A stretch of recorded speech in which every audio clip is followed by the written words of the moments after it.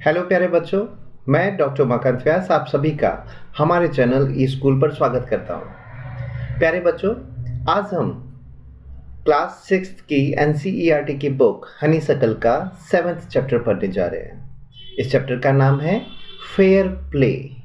ठीक है, इसका नाम है फेयर प्ले।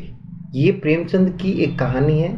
प्रेमचंद जो हिंदी के बहुत ही बड़े, भारत के बहुत बड़े कहानीकार हैं, उनकी ये कहानी है जिसको इंग्लिश में ट्रांसलेट किया हुआ है। बहुत सुंदर कहानी, बहुत अच्छा लेसन हमें सीखने को मिलता है इसमें। हम आज ये पढ़ेंगे जिसका नाम है फेयर प्ले। फेयर प्ले एक इंग्लिश की टर्म होती है जिसका मतलब होता है ईमानदारी का व्यवहार। इसका मतलब क्या होता है? ईमानदारी का व्यवहार। ठीक है, सबसे पहले बिफोर यू रीड, मतलब आप जब ये कहानी पढ़ने जाओ तो उससे पहले आपको कुछ पढ़ना है। वो ये क्या बता रहा है, आपको कुछ प्रश्न पूछ रहा है, वो उसके जवाब देने हैं। Has your best friend ever done something you thought was wrong? क्या आपको कभी ऐसा लगता है कि आपके दोस्त ने कुछ ऐसा किया है जो आपको लगता है कि वो गलत था? What did you do then? और अगर आपको गलत लगा वो, तो आपने तब क्या किया? What did you do then? तब आपने क्या किया? Did you keep quiet? क्या आपने शांति रखी? और did you tell your friend what you thought? या फिर आपने अपने दोस्त को बताया कि तुम उसके बारे में क्या सोचते हो, कि आप क्या सोचते हो अपने दोस्त के बारे में? क्या आपने शांति रखी या फिर आपने अपने दोस्त को उसके बारे में कुछ कहा? Read this story about two friends. तो ये कहानी हमें पढ़नी है जो दो दोस्तों की है। हु हैड टू डिसाइड, जिन्हें यह निर्णय करना था व्हाट वाज मोर इम्पोर्टेंट, कि जीवन में क्या महत्वपूर्ण है, दोस्ती या दुश्मनी। ठीक है, a sense of what is right और व्हाट इज रॉन्ग, सही या गलत के भाव में हमें चुनना है कि हमें किस रास्ते पर जाना है, सही के रास्ते पर जाना है या गलत के रास्ते पर जाना है, दोस्ती के रास्ते पर जाना है या दुश्मनी के रास्ते पर जाना है। तो ये हम इस कहानी में, तो चलिए हम पढ़ रहे हैं इस चैप्टर को, देखते हैं इस कहानी में क्या ऐसा है। दोस्ती, दुश्मनी, ईमानदारी का व्यवहार, इस कहानी में क्या है, हम बहुत कुछ अच्छा सीखने जाएंगे इसमें। बहुत ध्यान से पढ़ना है बिल्कुल, और ईमानदारी से पढ़ना है हमें। ठीक है, फेयर प्ले। ये कहानी दो दोस्तों की है। ठीक है, जुम्मन शेख और अलगू चौधरी, दो दोस्त हैं इसमें। दोनों के जीवन की एक कहानी है जो हमें एक बहुत बड़ा संदेश देती है। देखिए, शुरू करते हैं। Jumman Sheikh and Algu Chaudhary were good friends. Jumman Sheikh और अलगू चौधरी बहुत अच्छे दोस्त थे। So strong was their bond of friendship. उनके दोस्ती का जो संबंध, दोस्ती का नाता इतना मजबूत था that when either of them went away from the village, कि जब उन दोनों में से कोई एक, आइदर ऑफ देम का मतलब होता है दोनों में से कोई एक, उन दोनों में से कोई भी एक जब गांव से बाहर जाता, द अदर लुक्ड आफ्टर। इसको अंडरलाइन कर लेना। लुक आफ्टर का मतलब होता है देखभाल करना। तो जो दूसरा गांव में रहता वो देखभाल करता उसके दूसरे के परिवार की। Both were greatly respected in the village. Respected को अंडरलाइन कर लो, मतलब होता है सम्मानित। दोनों ही बहुत सम्मानित थे पूरे गांव में। उनकी दोस्ती इतनी मजबूत थी कि एक दूसरे की हर मुसीबत में मदद करते और गांव वाले उनकी दोस्ती का बहुत सम्मान करते थे। अब आगे बढ़ते हैं। Jumman had an old aunt. Jumman की क्या थी? एक बूढ़ी चाची थी। हु हैड सम प्रॉपर्टी, जिसके पास में कुछ संपत्ति थी। This she transferred to him. और ये जो संपत्ति थी, ट्रांसफर का मतलब होता है नाम कर देना। ये संपत्ति उसने जुम्मन के नाम कर दी ऑन द अंडरस्टैंडिंग, इस सोच या समझ के साथ में, that she would stay with him, and इस सोच के साथ में कि वह अपने जुम्मन के साथ रहेगी, and he would look after her, और वह लुक आफ्टर अभी हमने देखा देखभाल करेगा, वह अपनी चाची की देखभाल करेगा। इस सोच के साथ में जुम्मन की चाची ने अपनी सारी संपत्ति जुम्मन के नाम लिख दी। The arrangement worked well for a couple of years, और ये जो काम था, ये व्यवस्था, उसकी ये सोच एक लंबे समय तक चली भी थी।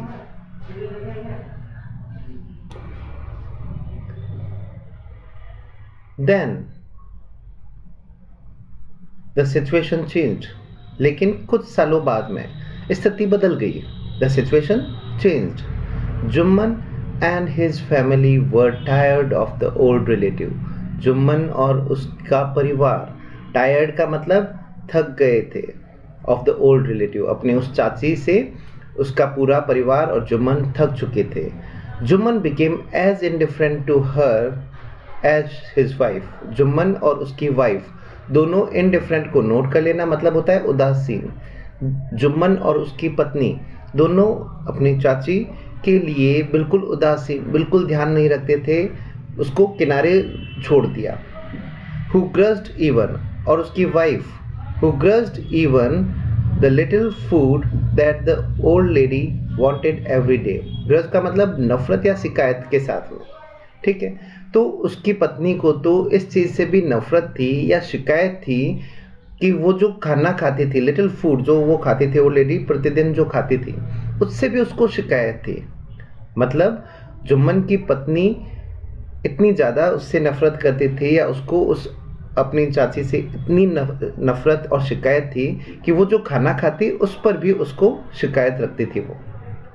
शी स्वेलोड, शी का यहाँ पर मतलब है चाची, जुम्मन की चाची। Swallowed these insults along with her food.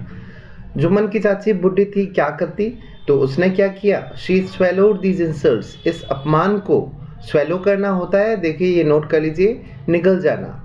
वह इस जो इंसल्ट थी, बेइज्जती थी, अपमान, उसको भी खाने के साथ में निकल जाती फॉर अ फ्यू मंथ्स। कुछ महीनों तक उसने ऐसा किया कि इस खाने के साथ में इस अपमान को भी उसने निकल लिया, सहन कर लिया। But patience has its limits, लेकिन धैर्य की सीमा होती है, ठीक है। ये लाइन नोट करना, धैर्य की सीमा होती है। अब आगे बढ़ते हैं।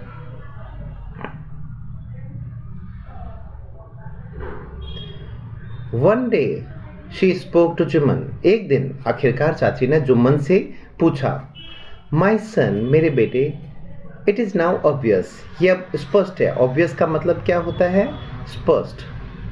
That I am not wanted in your house, कि मेरी अब इस घर में, वॉन्टेड मतलब ज़रूरत नहीं है, आई एम नॉट वॉन्टेड, मेरी इस घर में ज़रूरत नहीं है। काइंडली गिव मी अ मंथली अलाउंस, ऐसा करो कृपया तुम मुझे हर महीने भत्ता, अलाउंस का मतलब भत्ता या गुजारा, दे दो, सो दैट, ताकि I can set up a separate kitchen, मैं एक अलग से रसोई बना सकूं और मेरा गुजारा कर लूं। तो तुम ऐसा करो कि मेरी ज़रूरत अब इस घर में नहीं है, तो तुम मुझे हर महीने का भत्ता दे दो और मैं मेरा अपना गुजारा कर लूँगी। तो जुम्मन क्या कहता है, my wife knows best how to run the house, मेरी पत्नी जानती है अच्छे से कि घर को कैसे चलाया जाए। बी पेशेंट, धैर्य रखो, इसका पेशेंट का मतलब हो गया धैर्य रखो। सेड जुम्मन शेमलेसली, जुम्मन ने बहुत ही बेशर्मी से, शेमलेसली का मतलब हो गया बेशर्मी से, उसने कहा। This made his aunt very angry, और इस बात को सुन करके जुम्मन की चाची को बहुत गुस्सा आया। And she decided to take her case to the village panchayat, तो उसने निर्णय किया कि वह इस मामले को, केस का मतलब मामले को, गांव की पंचायत में लेकर जाएगी। फॉर मैनी डेज, कई दिनों तक the old lady was seen talking to the villagers explaining her case, कई दिनों तक वो बूढ़ी औरत अपने केस को कई गांव वालों को सुनाती हुई देखी गई और समझाती हुई देखी गई, और साथ में ही उनके सहयोग, उनके सपोर्ट की भी वो मांग करती थी। सीख करना, मांगना, उनसे सहयोग भी मांगती। सम सिंपैथाइज्ड विद हर, सिंपैथाइज का मतलब क्या होता है यहाँ पर नोट कर लीजिए, सहानुभूति दिखाना, कई जने उसके साथ सहानुभूति दिखाते। अदर्स लाफ्ड, कई लोग उस पर हंसते, ठीक है, हंसते।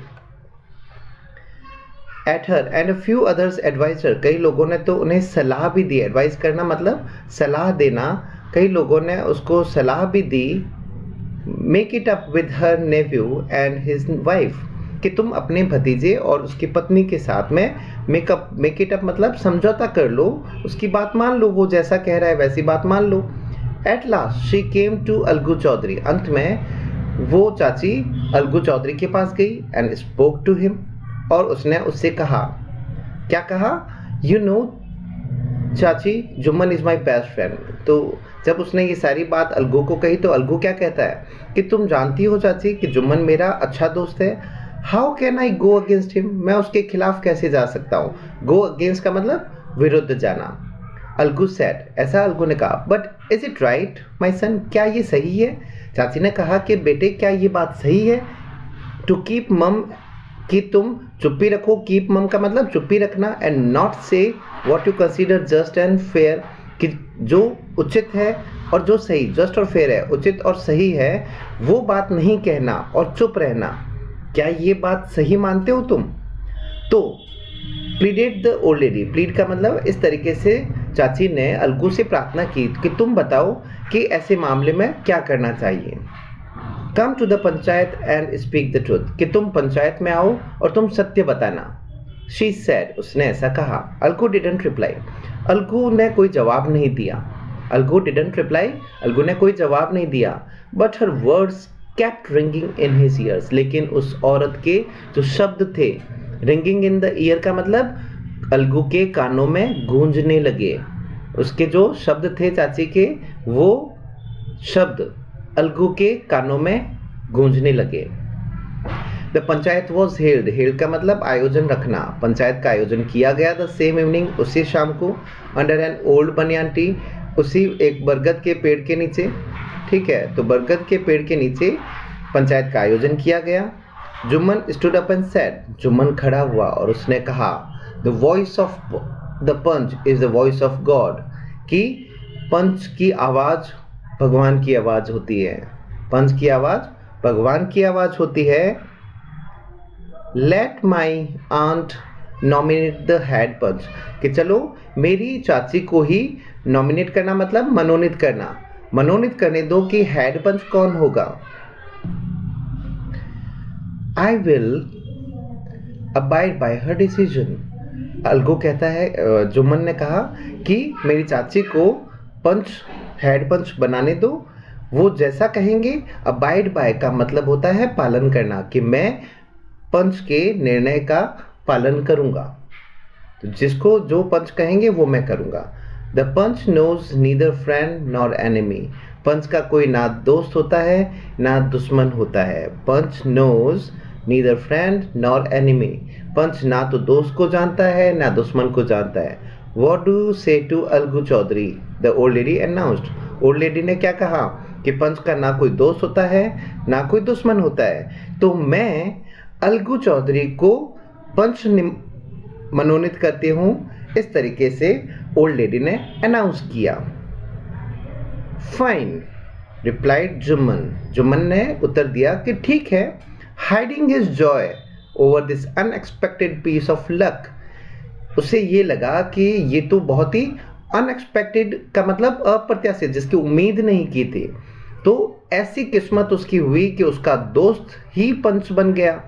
तो उसने अपनी खुशी को छिपाते हुए, हाइडिंग इज जॉय का मतलब खुशी छिपाते हुए, जुम्मन ने अपनी इस अप्रत्याशित किस्मत को देखकर अपनी खुशी को छिपाते हुए कहा, ठीक है चाची। फिर आगे क्या होता है, चाची यू आर अवेयर, अवेयर का मतलब जानना, कि तुम जानती हो, of my friendship with Jumman, Jumman के साथ मेरी दोस्ती के बारे में तुम जानती हो। सेड अलगू, अलगू ने कहा। आई नो दैट, मैं जानती हूँ। रिप्लाइड द आंट, आंट ने उत्तर दिया। But I also know that you will not kill your conscience, लेकिन मैं ये भी जानती हूँ दैट कि you will not kill your conscience, conscience का मतलब अंतरात्मा, तुम अपनी अंतरात्मा को नहीं मारोगे।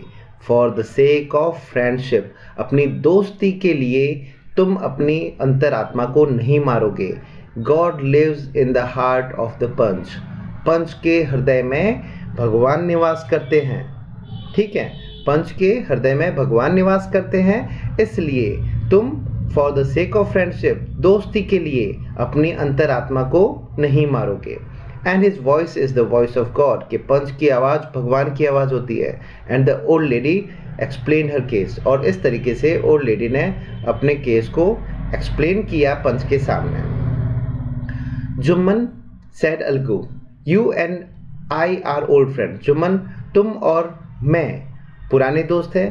Your aunt is as dear to me as you, और तुम्हारी चाची मुझे उतनी ही प्रिय है जैसे मेरी आंटी। ठीक है, जैसी तुम्हें प्रिय है वैसे ही ये मुझे प्रिय है। नाउ आई एम अ पंच, और अब मैं एक पंच हूँ। You and your aunt are equal before me, तुम और तुम्हारी चाची मेरे लिए इक्वल हो, एक समान हो। वॉट हैव यू टू से इन योर डिफेंस, डिफेंस का मतलब बचाव, तुम्हें अपने बचाव में क्या कहना है, अब वो तुम बोलो। 3 years ago began Jumman, Jumman ने कहना शुरू किया 3 साल पहले। My aunt transferred her property to me, मेरी चाची ने अपनी संपत्ति मेरे नाम कर दी। ट्रांसफर्ड का मतलब मेरे नाम कर दी।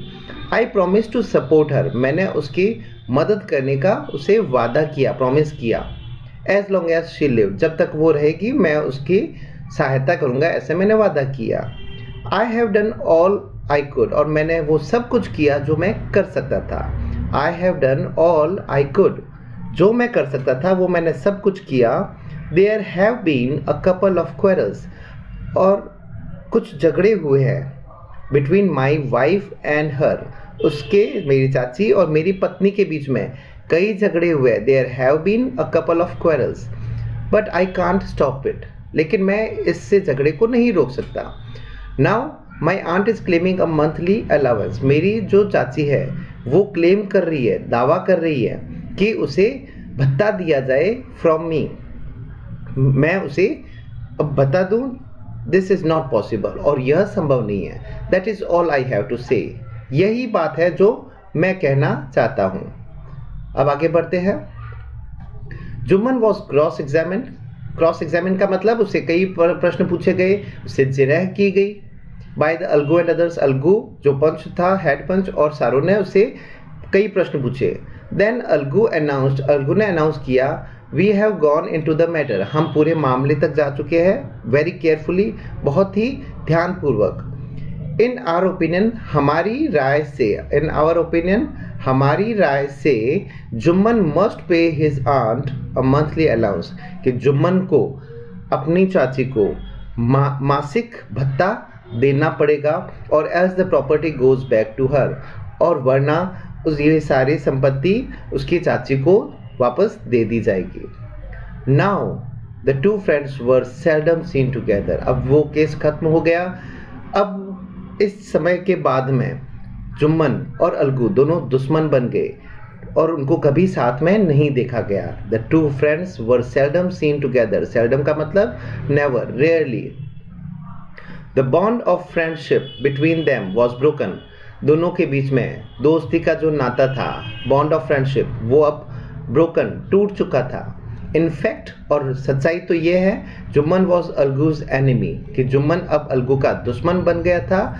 और फिर वो क्या चाहता था, वो अलगू से बदला चाहता था, वॉन्टेड हिज रिवेंज, वो बदला चाहता था।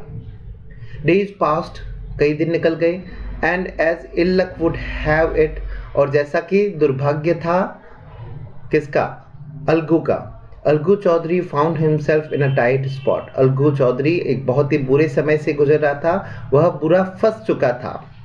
One of his fine pair of bullocks, उसके जो बैल थे, बैल का जोड़ा था, उसमें से एक मर चुका था।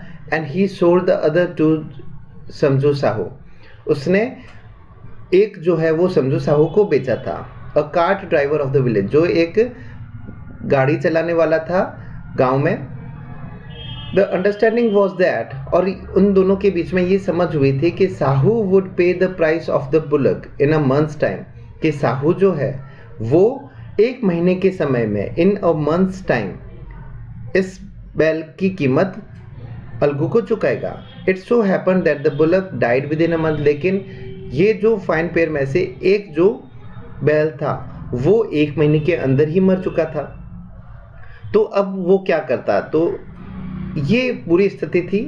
सेवरल मंथ्स आफ्टर, कई महीनों पश्चात, द बुलक्स डेथ, मतलब बुलक के बैल के मर जाने के कई महीनों पश्चात, अलगू रिमाइंडेड साहू, रिमाइंड का मतलब होता है याद दिलाना, अलगू ने साहू को याद दिलाया ऑफ द मनी, उस रुपए की ही hadn't yet paid, जो साहू ने अभी तक उसे बैल की जो कीमत नहीं चुकाई थी, तो अलगू ने साहू को याद दिलाई कि तुम्हें रुपए चुकाने हैं। Sahu got very annoyed, Sahu बहुत नाराज हो गया।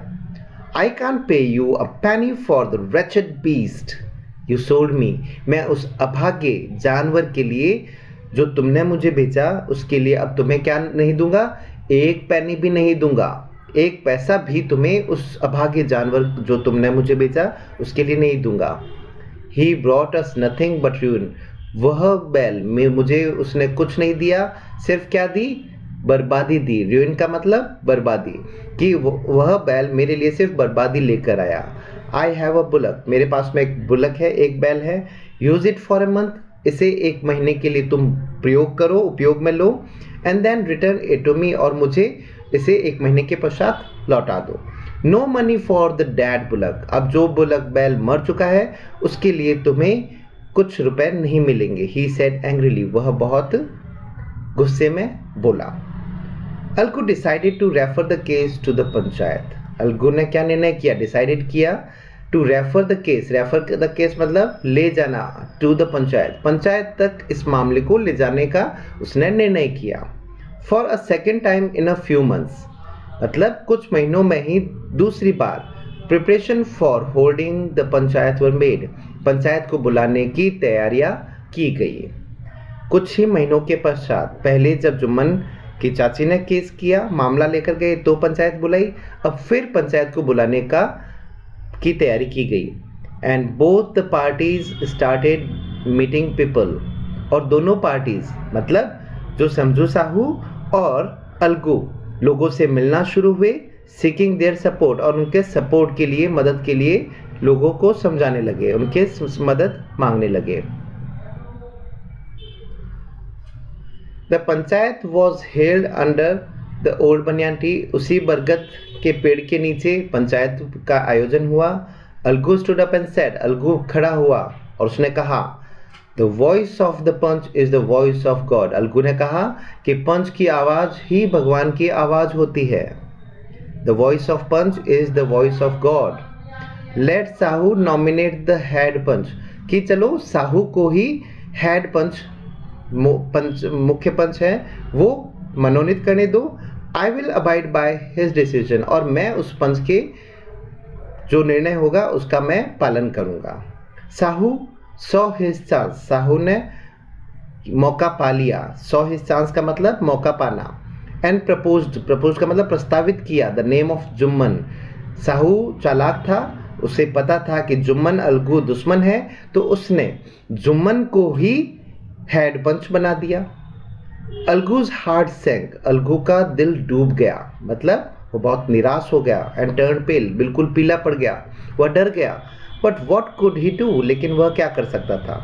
The moment Jumman became head panch, जैसे ही जुम्मन अब हेड पंच बना, ही रियलाइज्ड, उसे एहसास हुआ। रियलाइज का मतलब एहसास हुआ। हिज रिस्पॉन्सिबिलिटी, अपनी जिम्मेवारी का उसे एहसास हुआ।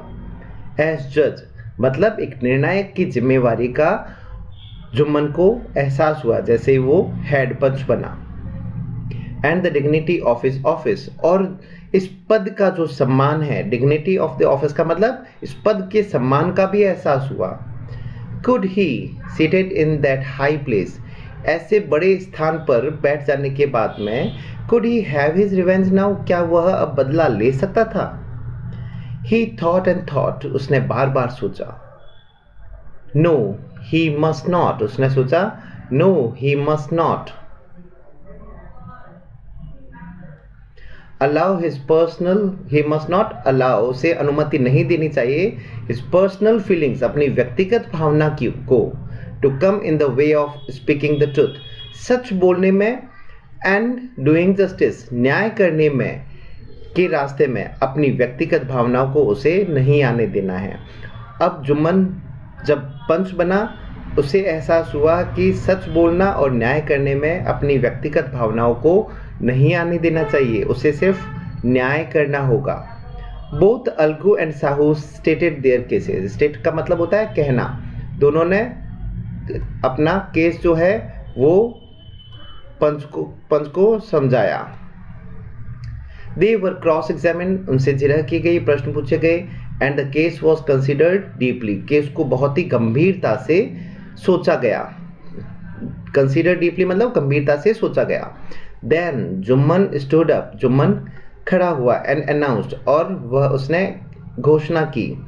इट इज आवर ओपिनियन, ये हमारी राय है, ओपिनियन है, that Sahu should pay Algu the price of the bullock, कि साहू को अलगू को बैल की कीमत चुकानी चाहिए।